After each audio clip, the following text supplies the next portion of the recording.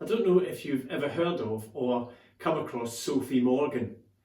I know I hadn't until I heard her being interviewed on the radio recently. She's a writer and television presenter, but that was not her original plan. She was about to train as a lawyer when an awful crash left her paralysed from the chest down. Still in her teens, she had to make a new life, and she's done so to such an extent that she now marks the anniversary of the accident as a sort of rebirth day. Now, through her writing and presenting, she wants to share what living with a disability is really like.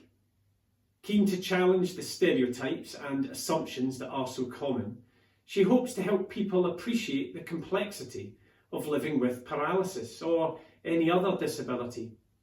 She hopes to bridge the gap in understanding, making the world more accessible, more inclusive, and making life a little bit easier in the process. She's a remarkable woman, but freely admits that after her accident, she initially herself made similar assumptions, limiting what she could or would be able to do. She didn't realise she would ever be able to drive a car or live independently. She didn't think getting a job or travelling would be possible. Sophie assumed she wouldn't be able to do a lot. She says that over time she's come to realise that it's less about overcoming as adapting. It's learning to thrive within her circumstances that makes life so interesting. The physical barriers regarding access, like the lack of a ramp, are one thing, but the real barriers are actually the attitudinal barriers, the unnecessary limits we place on ourselves and on others.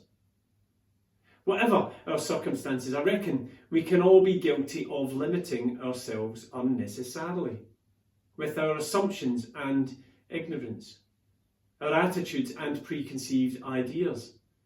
I reckon we could all do with heeding Sophie's observation that life is often about learning to thrive within our circumstances. I reckon we do well to follow her example in appreciating the possibilities and the opportunities rather than focusing on the problems and the challenges. Recognising this danger, there's a great passage in the Bible that says, "Do not conform to the pattern of this world, but be transformed by the renewing of your mind." It then goes on to describe love in action. It talks about being joyful in hope and patient in affliction.